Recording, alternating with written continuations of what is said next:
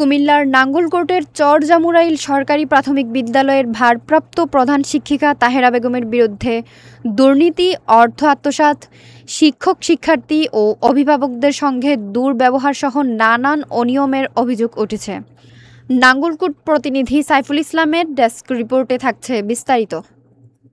স্থানীয়রা উপজেলা নির্বাহী কর্মকর্তার দপ্তরসহ বিভিন্ন দপ্তরে লিখিত অভিযোগ জমা দিয়ে দাবি করেছেন, দুর্নীতিগ্রস্ত এ শিক্ষিকাকে অবিলম্বে অন্যত্র বদলি করতে হবে, নইলে বিদ্যালয়টি পুরোপুরি ধ্বংস হয়ে যাবে। এলাকাবাসীর অভিযোগের ভিত্তিতে নাঙ্গলকোট উপজেলা সহকারী প্রাথমিক শিক্ষা অফিসার মহিবুল্লাহ ও সুমন চন্দ্র দেবনাথ বুধবার সরেজমিনে তদন্ত করেন।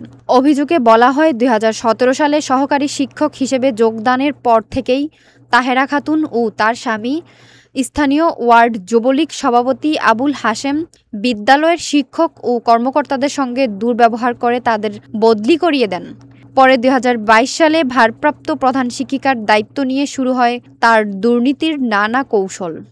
২০২২-২৩ ও ২০২৪-২৫ অর্থবছরে বিদ্যালয়ের ক্ষুদ্র মেরামত, স্লিপ ও প্রাক প্রাথমিক শিক্ষা কার্যক্রমের প্রায় ৬ লক্ষ টাকা আত্মসাৎ করেছেন বলে অভিযোগ রয়েছে। বর্তমানে বিদ্যালয়ের শিক্ষার্থী মাত্র ১৫ জন, অথচ হাজিরা খাতায় দেখানো হচ্ছে ৭০ থেকে ৮০ জনের নাম। উদ্দেশ্য উপবৃত্তির টাকা হাতানো, এমনকি নিজের ভাতিজি ও ভাতিজার নামও ভুয়া শিক্ষার্থী হিসেবে তালিকাভুক্ত করে সেই টাকাও আত্মসাৎ করেছেন তিনি। আমি স্কুলের ভবনী সভাপতি ছিলাম। তখনকার দিনে ১-২০০ ছাত্রছাত্রী আছি। ২০২২ সালেতে আমি এটা ৭ সালে হয়তো এটা কমিটি নাই, কিচ্ছু নাই, ছাত্রও নাই, শিক্ষকও এই অনিয়মের মন্তব্য করি চলে গেছিল। ১০-১৫টা ছাত্র আছে আর কোনো ছাত্র নাই। এখন এই ম্যাডামকে যদি ট্রান্সফার করে তাহলে অন্য গ্রামের ছাত্র আনা গ্রামে আসবে।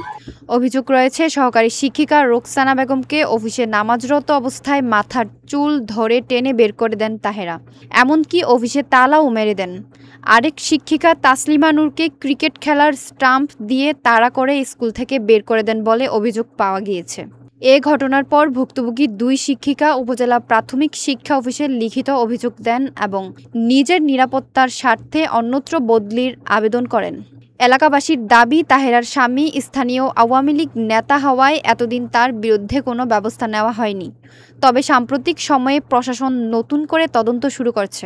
অভিযুক্ত তাহেরা খাতুন অবশ্য অভিযোগ অস্বীকার করে বলেন, সহকারী শিক্ষিকারা বিদ্যালয়ের অভ্যন্তরীণ বিষয় বাইরে প্রকাশ করায় স্থানীয়রা তার বিরুদ্ধে অভিযোগ করছেন।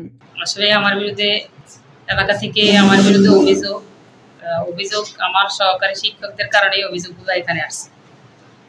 ওনারা বিভিন্ন আজে বাজে তথ্যগুলা বাইরে ছড়াইছে গ্রামের কাছে। এখানে বাইরে থেকে আমার বিরুদ্ধে এই তথ্যগুলো এখানে আসছে, অভিযোগটা এখানে আসছে। এরই প্রেক্ষিতে স্যাররা তদন্ত করার জন্য আসছেন, ওনারা তদন্ত কাজ চালাচ্ছেন, তদন্ত এখনো শেষ হয়। যে অভিযোগগুলো করেছে ওই অভিযোগগুলো কি সত্য কিনা? অভিযোগ সত্য মিথ্যা এখনো স্যাররা দেখতেছেন। আচ্ছা, আপনি যে অভিযোগ করেছেন শিক্ষিকাদের বিরুদ্ধে, ওই অভিযোগের ব্যাপারে কি বলবেন? আমার অভিযোগ তো সম্পূর্ণরূপে সত্য। আমার শিক্ষিকারা সকাল ৯টার স্কুলে 11:30 আসে, 12টা আসে, 2টা স্কুল ত্যাগ করে।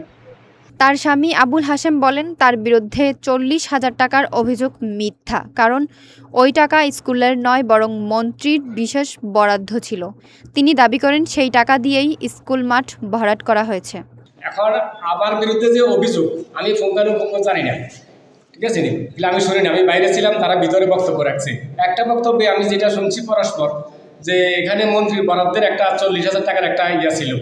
এই ৪০,০০০ টাকার কাজ মাঠ ভরাট করছি আমি সহ তৎকালীন রোডাস কামালের আন্ডারের যে বরাদ্দটা, যেটা উপজেলা সব জায়গায় দিছে, কিন্তু আমি কাজটা তাই ওই মাঠটা ভরাট করছি। মাঠটা আগে ভর্ত ছিল, কিন্তু তাদের হাতে দিলাম না কেন, জানালাম দিবি এখন নুরুল আমিন গঙ্গের হাতে কেন দিই নাই, এটার আমার অপরাধ ছিল। আপনার ওই বরাদ্দটার কমিটিতে সভাপতি কে ছিল এবং কমিটির সদস্য কে ছিল? কমিটির সভাপতি আমি আবুল হাশেম, সেক্রেটারি ছিল সহকারী শিক্ষিকা তাহেরা বেগম, তারপরে সদস্য ছিল জাহাঙ্গীর আলম, তারপরে দ্বিতীয় সদস্য ছিল প্রবাসী জাহাঙ্গীর, আরেক সদস্য ছিল পেয়ার আহমদ, সাবেক মানে মেম্বার নামে ডাকে, তাকে মেম্বার হয় নাই, নির্বাচন করছে হয় নাই। এই 5জন সদস্য বিশিষ্ট আমরা কমিটিটা দিয়েছিলাম। কিন্তু এটা কোনো স্কুলের বরাদ্দ না, এটা ছিল মন্ত্রীর বরাদ্দ। এই বরাদ্দটা আমি উঠে আনার পরে এই আমার বিরুদ্ধে ষড়যন্ত্রটা শুরু হয়েছে। কেননা এর আগে আওরঙ্গজেব সহ যে কোনো স্কুলের বরাদ্দ আসতো সদস্যরা কেউ জানতো না। নুরুল আমিন প্লাস জালালউদ্দিন আওরঙ্গজেব এই তিনজনে মিলে কি করতো কেউ খবর নিত না। আপনি ওই বরাদ্দ দিয়ে কি করেছেন? এই বরাদ্দ দিয়ে মাঠ ভরাট করা হয়েছে। কত হাজার টাকা? 40,000 টাকার ইয়ে ছিল, ব্যাট কাটি 32,000 কত টাকা ঠিক ছিল সম্ভবত। এই মাঠ ভরাট কি আপনি নিজে করেছেন? মাঠ ভরাট না, আমি নিজে হাতে করে নাই। পরে এটা নিয়ে যখন দলাদলি শুরু করছে, দুইটা ফাট হয়ে গেছে, তখন আমি এটা সভাপতির মাধ্যমে, সভাপতি তাহের মালানা তার মাধ্যমে আমার চাচা আব্দুল হকের হাতে আমি উঠে দিছি যে আপনারা মুরব্বীরা করেন, আমার দরকার নেই এখানে। তখন তাদের নিজে হাতে এর সাথে আরো কিছু সাদা কালেকশন করছে, টোটাল 55,000 টাকার মাটি কাটা হয়েছে। নাঙ্গলকোট উপজেলা সহকারী প্রাথমিক শিক্ষা অফিসার মহিবুল্লাহ ও সুমন চন্দ্র দেবনাথ জানিয়েছেন, তদন্ত এখনও চলছে। তদন্ত শেষে ঊর্ধ্বতন কর্তৃপক্ষের নিকট প্রতিবেদন পেশ করা হবে। আমি সহকারী উপজেলা শিক্ষা অফিসার মোহাম্মদ মহিবুল্লাহ এবং আমার সাথে আমার সহকর্মী একজন আসছেন সুমন চন্দ্র দেবনাথ। আমরা সেই 10টা থেকে এখন পর্যন্ত আমরা তদন্ত কাজে করতেছি।